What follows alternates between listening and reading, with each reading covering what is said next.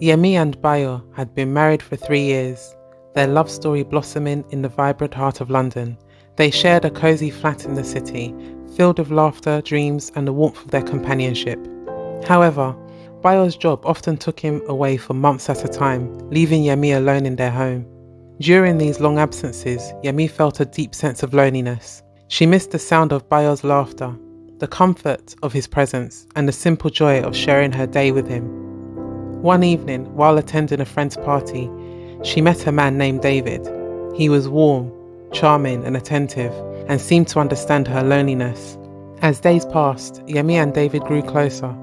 They spent time together, sharing stories and laughter that filled the void in her heart. One evening, as they walked along the Thames, David leaned in and kissed her. In that moment, Yemi felt a rush of emotions, excitement, confusion, and an overwhelming sense of guilt. She pulled away, tears welling up in her eyes, and fled the scene. Back in her empty flat, Yemi was consumed by regret. She loved Bayo deeply and felt she had betrayed him. She resolved to confess to him when he returned, hoping they could work through this together.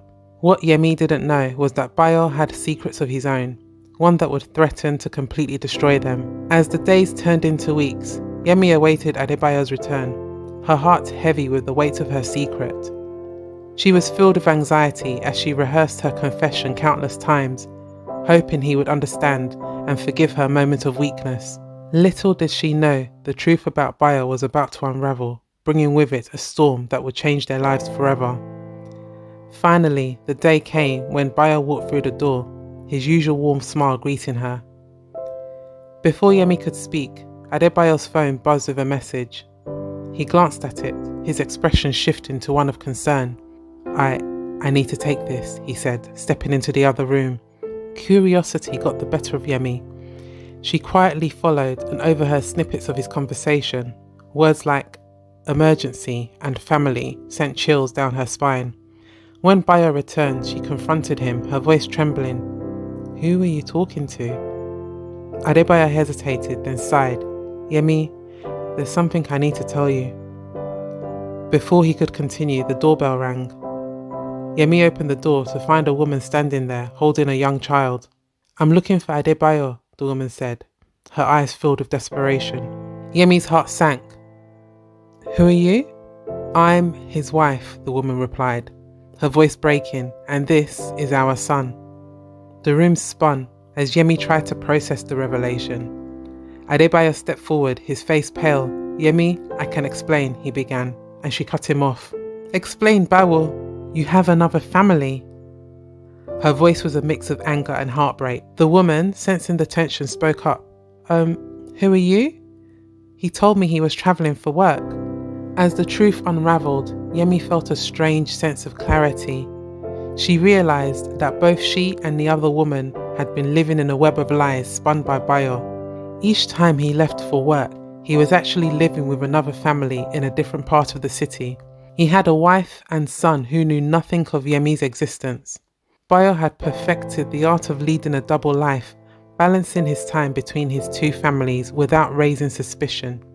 Yemi had been beating herself up for allowing another man to kiss her, while her husband had seemingly had no qualms with maintaining an entire alternate family, complete with child. The boy looked about 2, but Yemi and Bayo had only been married for 3 years. The betrayal was deep, but so was the surprising bond Yemi felt with the woman standing before her. In the days that followed, Yemi and the other woman, whose name was Aduni, formed an unlikely alliance. They decided to confront Bayo together, demanding answers and accountability. Bayo, caught in his own web of deceit, had no choice but to face the consequences of his actions. After the initial shock of Bayo's betrayal, Yemi and Aduni found themselves navigating an unexpected friendship. Their shared pain became a foundation for a unique bond, one that neither had anticipated. In the weeks following the revelation, Yemi and Aduni met regularly, often over coffee or walks in the park. They shared their stories, their dreams, and their fears.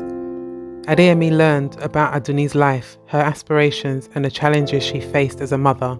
Aduni in turn discovered Yemi's passions, her career ambitions, and the loneliness she had endured during Bayo's absences. Their conversations were filled with empathy and understanding. They laughed together, cried together, and supported each other through the healing process. Yemi admired Aduni's strength and resilience, while Aduni appreciated Yemi's kindness and determination. Yemi had no children of her own, but immediately fell in love with Aduni's son, relishing her new role of Auntie Yemi and spoiling the young boy with all he desired. One day, as they sat by the Thames, Aduni turned to Yemi with a thoughtful expression. "You know, despite everything, I'm grateful we met. You've become a true friend." Yemi smiled, feeling a warmth she hadn't felt in a long time. "I feel the same way. It's strange how life works sometimes, isn't it?" Their friendship continued to grow, and they began to lean on each other in ways they hadn't expected.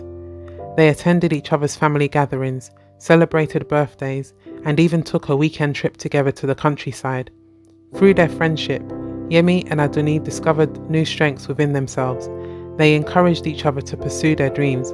Aduni started a small business selling homemade cakes, while Yemi took up painting, a passion she had long neglected.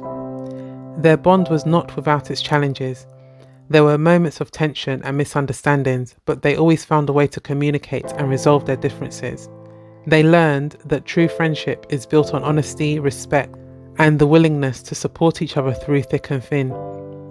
In the end, Adeyemi and Aduni's relationship became a testament to the power of resilience and the unexpected beauty that can arise from difficult circumstances. They transformed their pain into a source of strength, creating a new kind of family, one that was chosen not by blood but by the bonds of shared experience and mutual support.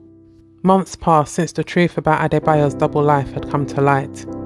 During this time, Yemi and Aduni had grown closer, finding strength and solace in their friendship.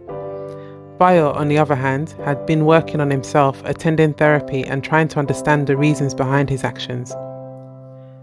One evening, Bayo decided it was time to face Yemi and Aduni. He knew that seeking their forgiveness would be a difficult and uncertain journey, but he felt it was necessary for his own healing and for the sake of his child. He reached out to both women, requesting a meeting. Reluctantly, they agreed, curious to hear what he had to say.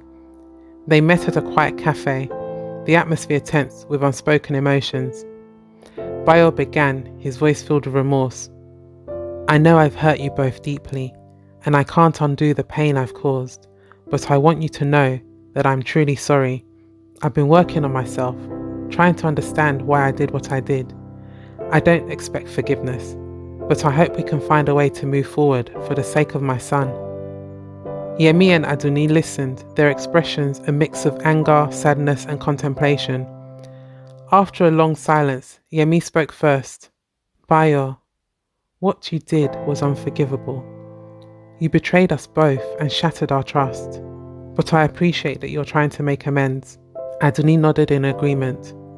"It's going to take time for us to heal, and I don't know if we will ever trust you again. But for the sake of our son, we need to find a way to co-parent peacefully." Bayo nodded, tears welling up in his eyes. "I understand. I just want to be a better father and a better person. I'll do whatever it takes to support you both and my son." Over the following months, Bayo made a genuine effort to rebuild his relationship with Yemi and Aduni. He attended family therapy sessions, participated actively in his son's life, and respected the boundaries set by both women.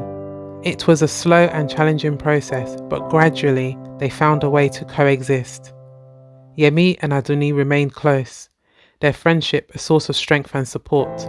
They continued to pursue their own dreams and build their lives independently, but they also acknowledged Bayo's efforts to change. While the wounds of the past would never fully heal, they found a way to move forward, creating a new dynamic that prioritized honesty, respect, and the well-being of the young boy involved. In the end, Bayo's journey towards redemption was a testament to the power of accountability and the possibility of change. Though the scars of his betrayal remained, the future held a glimmer of hope for a more honest and harmonious life.